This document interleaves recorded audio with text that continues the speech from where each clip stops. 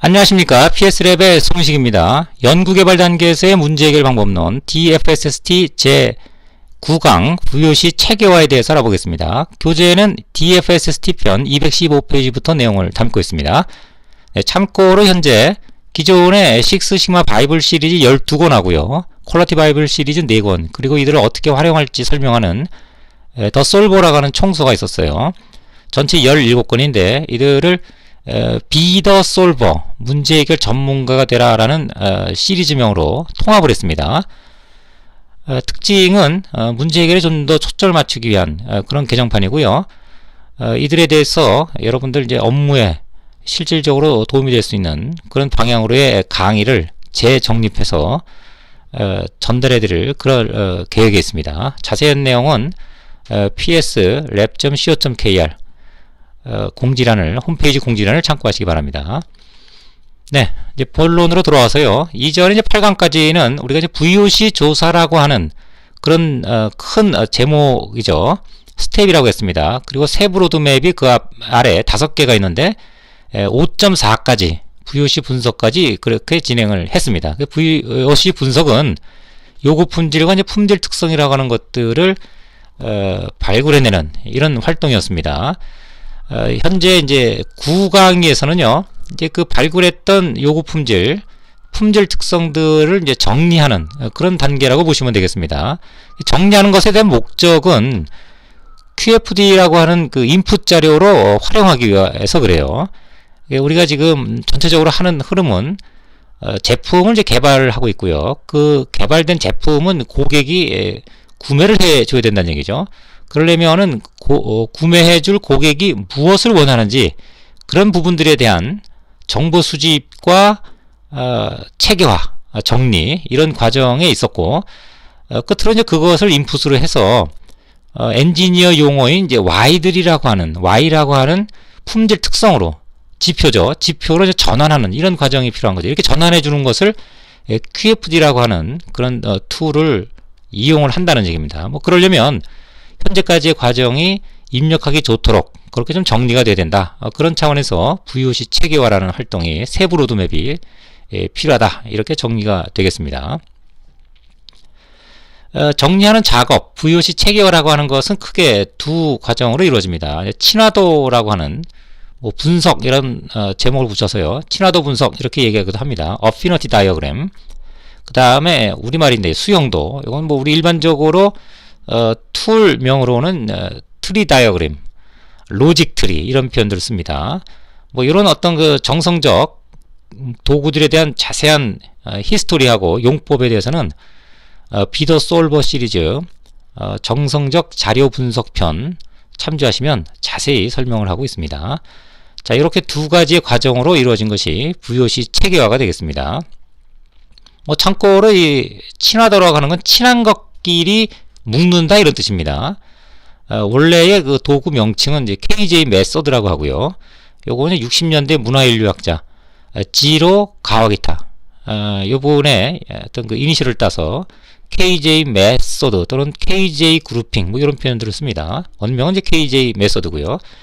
뭐 잘 알다시피 이 문화인류라는 거 어디 가서 이제 어떤 인류학적인 자료들 히스토리 자료들을 역사 자료들을 우리가 이 학자들이 수집을 하게 되면 굉장히 이제 방대하고 또 그것들이 정리가 안 된 채로 쌓이게 되죠. 이것들을 어떻게 그러면 알아보기 쉽게 정리할 것이냐, 이런 접근법을 만들어 놓은 것이 KJ 메소드고, 그것을 여러 분야에서 가져다가 응용을 한 것, 뭐 이런 것들이 이제 친화도, 뭐 이렇게 이해하시면 될 것 같아요.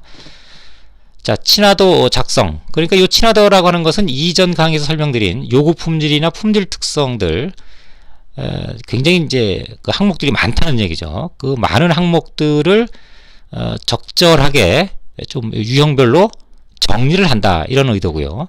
그 정리된 것들을 트리 구조로 만든 것이 수형도 이렇게 이해하시면 되겠습니다. 근데 왜 정리를 해야 되느냐? 우리 기업에서 이제 과제를 하게 되면 주로 혼자 하는 경우가 좀 많아요.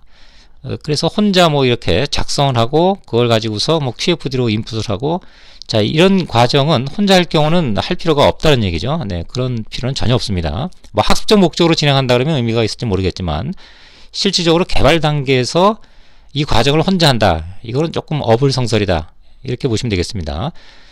왜냐하면 제품을 하나 만들어서 그것을 고객에게 전달되기까지는 굉장히 많은 프로세스가 있고, 또 놓치어서는 안 될 그런 굉장히 중요한 요소나 항목들이 있다는 얘기죠. 그것들을 혼자 다 이걸 커버해내는 것은 굉장히 현실적으로 어렵다. 그래서 이 과정은 제품을 만들었는데 우리가 어떤 걸 고민해야 되느냐, 어떤 것을 넣어줘야 되고 빼줘야 되고, 또 어떤 부분을 또 조정을 해줘야 되는가, 이런 많은 어떤 사안들에 대해서 고민하면서 이것을 결과물을 내줘야 된다는 얘기죠. 그 과정이 중요한 겁니다. 그래서 그 과정 동안에 어떤 한두 명이 뭐 적어나가면서 할 수는 없기 때문에, 이런 그 정리해서 뭔가 아웃풋을 낼 수 있는 툴들이 필요한 거죠. 그래서 규모 있는 어떤 답을 모르는 그런 제품을 개발한다고 가정했을 때는, 이런 기법들은, 이런 도구들은 뭐 절대적으로 좀 필요하다, 이런 필요성을 느끼게 되지만, 뭐 간단한 어떤 과제라든가 일부 이제 수정되는 이런 보완하는 개발성 과제들은 굳이 이런 무거운 도구들을 쓸 필요는 없다. 뭐 이것은 명확하게 좀 인지할 필요가 있겠습니다. 이런 도구들을 사용함으로 인해서 좀 부작용들이 많이 생기기 때문에 우려하는 차원에서 이제 말씀을 드렸습니다. 자, 이렇게 두 가지 과정으로 진행이 되고요. 자, 그럼 그 실체는 뭐냐? 뭐 이런 구조예요. 그래서 우리 이미 이 항목들은 다 나와 있습니다. 그래서 요구 품질이나 품질 특성 다 같은 얘기인데, 예를 들면 요구 품질에 대해서 고객 요구 사항들을 이제 정리한다, 이런 차원입니다. 그래서 앞에서 나왔던 내용들은 이런 개별적인 항목들이 나온 거고요. 자, 요것들을 이렇게 성향이 유사한 것들로 이제 묶는 거죠. 물론 요것들은 팀원들이 모여서, 여러 담당자들이 모여서 이제 결정해 나가야 될 사항입니다. 그래서 일단 모였다고 가정을 했을 때, 그게 이제 이름을 이제 부여를 하게 되는 거죠. 그 이름을 부여하게 되면, 그 하나의 소 그룹에 대한 묶음이 이제 완성이 되는 거죠, 그룹이. 그래서 이것을 블랙 레벨이다.